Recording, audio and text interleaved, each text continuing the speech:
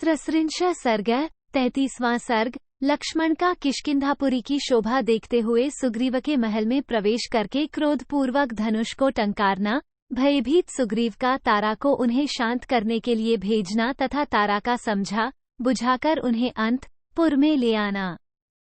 इधर गुफा में प्रवेश करने के लिए अंगद के प्रार्थना करने पर शत्रुवीरों का संहार करने वाले लक्ष्मण ने श्रीराम की आज्ञा के अनुसार किष्किंधा नामक रमणीय गुफा में प्रवेश किया।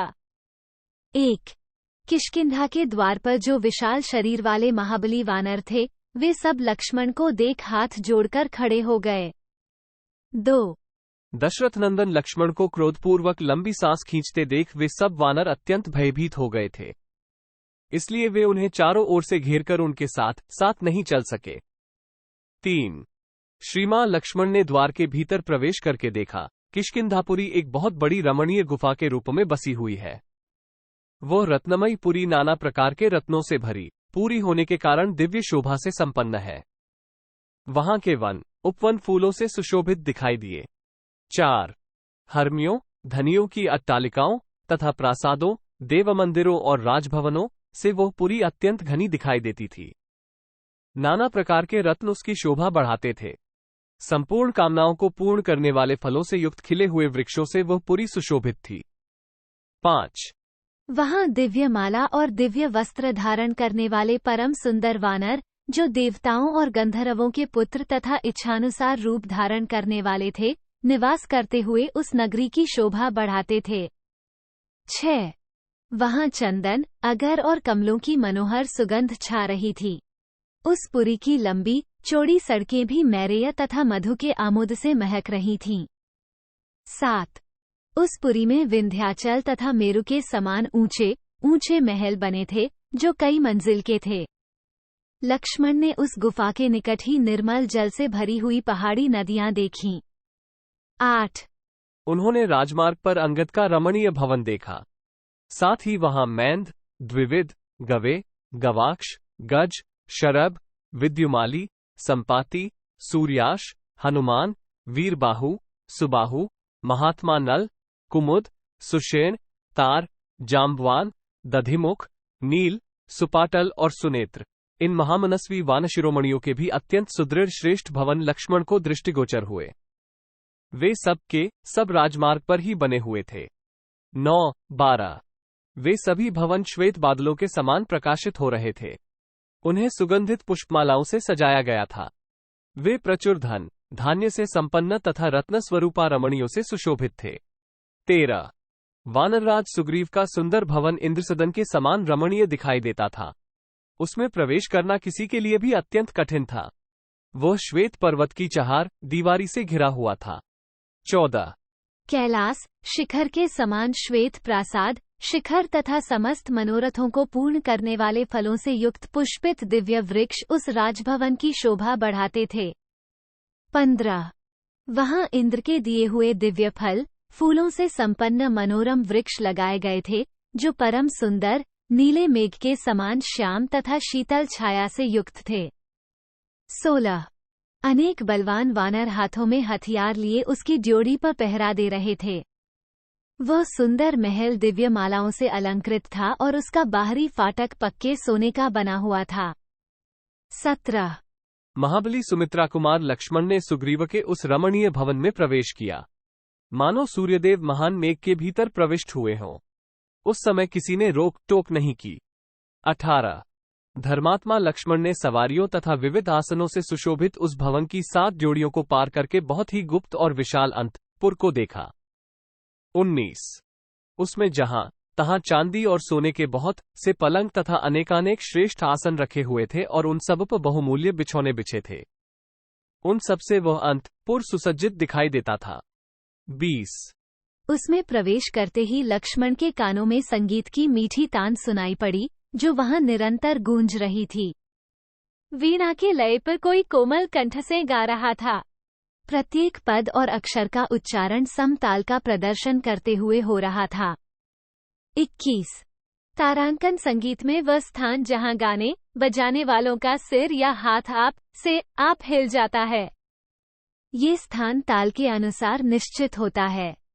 जैसे तिताई में दूसरे ताल पर और चौताल में पहले ताल पर सम होता है, इसी प्रकार भिन्न भिन्न तालों में भिन्न भिन्न स्थानों पर सम होता है। वाद्यों का आरंभ और गीतों तथा वाद्यों का अंत इसी सम पर होता है, परंतु गाने बजाने के बीच बीच में भी सम बराबर आता रहता है। महाबली लक्ष्मण ने सुग्रीव के उस अंतपुर में अनेक रूपं की बहुत सी सुंदरी स्त्रियां देखी, जो रूप और यौवन के गर्व से भरी हुई थी। 22 वे सब की सब उत्तम कुल में उत्पन्न हुई थीं, फूलों के गजरों से अलंकृत थीं, उत्तम पुष्पहारों के निर्माण में लगी हुई थीं और सुंदर आभूषणों से विभूषित थीं। उन सबको देखकर लक्ष्मण ने सुग्रीव के सेवकों पर भी दृष्टिपात किया, जो अतृप्त या असंतुष्ट नहीं थे। स्वामी के कार्य सिद्ध करने के लिए अत्यंत फुर्ती की भी उनमें कमी नहीं थी तथा उनके वस्त्र और आभूषण भी निम्न श्रेणी के नहीं थे। 23-24 नूपुरों की झंकार और करधनी की खनखनाहट सुनकर श्रीमान सुमित्रा कुमार लज्जित हो गए। पराई स्त्रियों पर दृष्टि पड़ने के कारण उन्हें स्वभावत संकोच हुआ। 25 तत्पश्चात पुनः आभूषणों की झंकार सुनकर वीर लक्ष्मण रोष के आवेग से और भी कुपित हो उठे और उन्होंने अपने धनुष पर टंकार दी, जिसकी ध्वनि से समस्त दिशाएं गूंज उठीं। 26 रघुकुलोचित सदाचार का ख्याल करके महाबाहु लक्ष्मण कुछ पीछे हट गए और एकांत में जाकर खड़े हो गए। श्री रामचंद्र जी के कार्य की सिद्धि के लिए वहां कोई प्रयत्न होता ना देख वे मन कुपित हो रहे थे। 27 धनुष की टंकार सुनकर वानरराज सुग्रीव समझ गए कि लक्ष्मण यहाँ तक आ पहुँचे हैं। फिर तो वे भय से संत्रस्त होकर अपना सिंहासन छोड़कर खड़े हो गए। 28 वे मन सोचने लगे कि अंगद ने पहले मुझे जैसा बताया था, उसके अनुसार ये भ्रातृवत्सल सुमित्रा कुमार लक्ष्मण अवश्य ही यहाँ आ गए। 29 अंगद के द्वारा उनके आगमन का समाचार तो उन्हें पहले ही मिल गया था। अब धनुष की टंकार से वानर सुग्रीव को इस बात का प्रत्यक्ष अनुभव हो गया कि लक्ष्मण ने अवश्य यहाँ पदार्पण किया है। फिर तो उनका मुख सूख गया। 30 भय के कारण वे मन घबरा उठे। लक्ष्मण के सामने जाने का उन्हें साहस न हुआ, तथापि किसी तरह धैर्य धारण करके वानर श्रेष्ठ सुग्रीव परम सुंदरी तारा से हित की बात बोले। 31 सुंदरी, इनके रोष का क्या कारण हो सकता है, जिससे स्वभावत कोमल चित होने पर भी ये श्री रघुनाथ जी के छोटे भाई रुष्ट से होकर यहाँ पधारे हैं। 32 अनिदिते, तुम्हारे देखने में कुमार लक्ष्मण के रोष का आधार क्या है? ये मनुष्यों में श्रेष्ठ हैं, अतः बिना किसी कारण के निश्चय ही क्रोध नहीं कर सकते। 33 यदि हम लोगों ने इनका कोई अपराध किया हो और तुम्हें उसका पता हो तो अपनी बुद्धि से विचार कर शीघ्र ही बताओ। 34 अथवा भामिनी, तुम स्वयं ही जाकर लक्ष्मण को देखो और सांत्वनायुक्त बातें कहकर उन्हें प्रसन्न करने का प्रयत्न करो। 35 उनका हृदय शुद्ध है, तुम्हारे सामने वे क्रोध नहीं करेंगे, क्योंकि महात्मा पुरुष स्त्रियों के प्रति कभी कठोर बर्ताव नहीं करते हैं। 36 जब तुम उनके पास जाकर मीठे वचनों से उन्हें शांत कर दोगी और जब उनका मन स्वस्थ एवं इंद्रियां प्रसन्न हो जाएंगी, उस समय मैं उन शत्रुघ्न कमल नयन लक्ष्मण का दर्शन करूंगा। 37 सुग्रीव के ऐसा कहने पर शुभलक्षणा तारा लक्ष्मण के पास गई। उसका पतला शरीर स्वाभाविक संकोच एवं विनय से झुका हुआ था। उसके नेत्र मद से चंचल हो रहे थे, पैर लड़खड़ा रहे थे और उसकी करधनी के सुवर्णमय सूत्र लटक रहे थे। 38 वानर राज की पत्नी तारा पर दृष्टि पड़ते ही राजकुमार महात्मा लक्ष्मण अपना मुंह नीचा करके उदासीन भाव से खड़े हो गए। स्त्री के समीप होने से उनका क्रोध दूर हो गया। 39 मधुपान के कारण तारा की नारी सुलभ लज्जा निवृत्त हो गई थी। उसे राजकुमार लक्ष्मण की दृष्टि में कुछ प्रसन्नता का आभास मिला, इसलिए उसने स्नेहजनित निर्भीकता के साथ महान अर्थ से युक्त यह सांत्वनापूर्ण बात कही। 40 राजकुमार, आपके क्रोध का क्या कारण है? कौन आपकी आज्ञा के अधीन नहीं है? कौन निडर होकर सूखे वृक्षों से भरे हुए वन के भीतर चारों ओर फैलते हुए दावानल में प्रवेश कर रहा है? 41 तारा के इस वचन में सांत्वना भरी थी। उसमें अधिक प्रेमपूर्वक हृदय का भाव प्रकट किया गया था। उसे सुनकर लक्ष्मण के हृदय की आशंका जाती रही। वे कहने लगे। 42 अपने स्वामी के हित में संलग्न रहने वाली तारा। तुम्हारा ये पति विषय भोग में आसक्त होकर धर्म और अर्थ के संग्रह का लोप कर रहा है। क्या तुम्हें इसकी इस अवस्था का पता नहीं है? तुम इसे समझाती क्यों नहीं? 43। तारे। सुग्रीव अपने राज्य की स्थिरता के लिए ही प्रयास करता है। हम लोग शोक में डूबे हुए हैं, परंतु हमारी इसे तनिक भी चिंता नहीं होती है। यह अपने मंत्रियों तथा राज सभा के सदस्यों सहित केवल विषय भोगों का ही सेवन कर रहा है। 44। वानरराज सुग्रीव ने 4 महीनों की अवधि निश्चित की थी। वे कभी बीत गए, परंतु वह मधुपान के मद से अत्यंत उन्मत्त होकर स्त्रियों के साथ क्रीड़ा विहार कर रहा है। उसे बीते हुए समय का पता ही नहीं है। 45। धर्म और अर्थ की सिद्धि के निमित्त प्रयत्न करने वाले पुरुष के लिए इस तरह मद्यपान अच्छा नहीं माना जाता है, क्योंकि मद्यपान से अर्थ, धर्म और काम तीनों का नाश होता है। 46। मित्र के किए हुए उपकार का यदि अवसर आने पर भी बदला न चुकाया जाए तो धर्म की हानि तो होती ही है। गुणवान मित्र के साथ मित्रता का नाता टूट जाने पर अपने अर्थ की भी बहुत बड़ी हानि उठानी पड़ती है। मित्र 2 प्रकार के होते हैं, एक तो अपने मित्र के अर्थ साधन में तत्पर होता है और दूसरा सत्य एवं धर्म के ही आश्रित रहता है। तुम्हारे स्वामी ने मित्र के दोनों ही गुणों का परित्याग कर दिया है। वह न तो मित्र का कार्य सिद्ध करता है और न स्वयं ही धर्म में स्थित है। 48। ऐसी स्थिति में प्रस्तुत कार्य की सिद्धि के लिए हम लोगों को भविष्य में क्या करना चाहिए? हमारे लिए जो समुचित कर्तव्य हो उसे तुम ही बताओ, क्योंकि तुम कार्य के तत्व को जानती हो। 49। लक्ष्मण का वचन धर्म और अर्थ के निश्चय से संयुक्त था।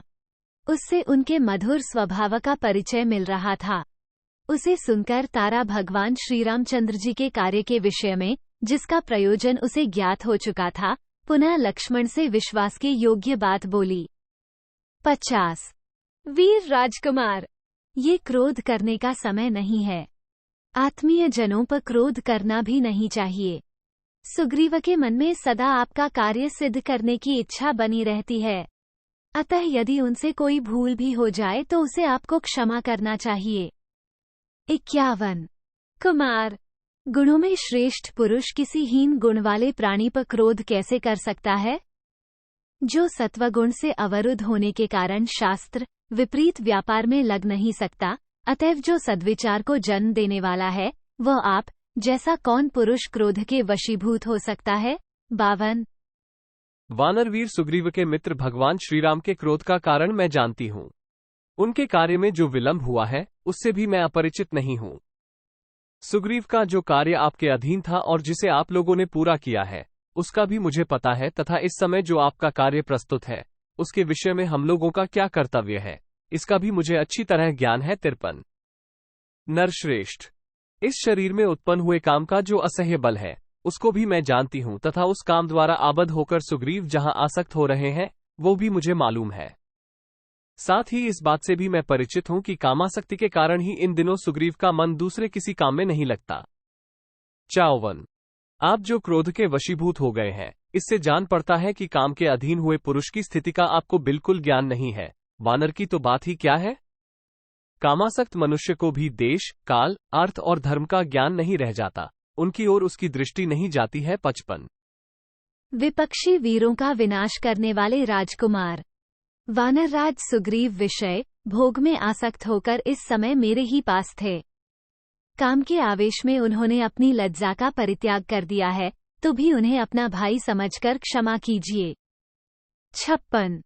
जो निरंतर धर्म और तपस्या में ही संलग्न रहते हैं, जिन्होंने मोह को अवरुद्ध कर दिया है, अविवेक को दूर भगा दिया है, वे महर्षि भी कभी कभी विषयाभिलाषी हो जाते हैं। फिर जो स्वभाव से ही चंचल वानर हैं, वह राजा सुग्रीव सुख भोग में क्यों न आसक्त हों। 57। अप्रमेय शक्तिशाली लक्ष्मण से इस प्रकार महान अर्थ से युक्त बात कहकर मद से चंचल नेत्र वाली वानर पत्नी तारा ने पुनः खेदपूर्वक स्वामी के लिए ये हितकर वचन कहा। 58। नरश्रेष्ठ, यद्यपि सुग्रीव इस समय काम के गुलाम हो रहे हैं, तथापि इन्होंने आपका कार्य सिद्ध करने के लिए बहुत पहले से ही उद्योग आरंभ करने की आज्ञा दे रखी है। 59। इसके फलस्वरूप इस समय विभिन्न पर्वतों पर निवास करने वाले लाखों और करोड़ों वानर, जो इच्छानुसार रूप धारण करने में समर्थ एवं महान पराक्रमी है, यहां उपस्थित हुए हैं। 60 महाबाहो, दूसरे की स्त्रियों को देखना अनुचित समझकर जो आप भीतर नहीं आए, बाहर ही खड़े रह गए, इसके द्वारा आपने सदाचार की रक्षा की है, अतः अब भीतर आइए। मित्र भाव से स्त्रियों की ओर देखना, उनके प्रति माता, बहन आदि का भाव रखकर दृष्टि डालना, सत्पुरुषों के लिए अधर्म नहीं है। 61 तारा के आग्रह और कार्य की जल्दी से प्रेरित होकर शत्रुघ्न महाबाहु लक्ष्मण सुग्रीव के महल के भीतर गए। वहां जाकर उन्होंने देखा, एक सोने के सिंहासन पर बहुमूल्य बिछौना बिछा है और वानरराज सुग्रीव सूर्यतुल्य तेजस्वी रूप धारण किए उसके ऊपर विराजमान हैं। 63 उस समय दिव्य आभूषणों के कारण उनके शरीर की विचित्र शोभा हो रही थी। दिव्य रूपधारी यशस्वी सुग्रीव दिव्य मालाएं और दिव्य वस्त्र धारण करके दुर्जय वीर देवराज इंद्र के समान दिखाई दे रहे थे। 64 दिव्य आभूषणों और मालाओं से अलंकृत युवती स्त्रियां उन्हें चारों ओर से घेरकर खड़ी थीं। उन्हें इस अवस्था में देख लक्ष्मण के नेत्र रोषावेश के कारण लाल हो गए। वे उस समय यमराज के समान भयंकर प्रतीत होने लगे। 65 सुंदर सुवर्ण के समान कांति और विशाल नेत्र वाले वीर सुग्रीव अपनी पत्नी रुमा को गाढ़ आलिंगन पाश में बांधे हुए एक श्रेष्ठ आसन पर विराजमान थे। उसी अवस्था में उन्होंने उदार हृदय और विशाल नेत्र वाले सुमित्रा कुमार लक्ष्मण को देखा। 66 इत्यार्षे श्रीमद् रामायणे वाल्मीकि आदिकाव्ये किष्किंधाकांडे 33 सर्गः 33। इस प्रकार श्री वाल्मीकि निर्मित आर्ष रामायण आदिकाव्य के किष्किंधाकांड में 33वां सर्ग पूरा हुआ। 33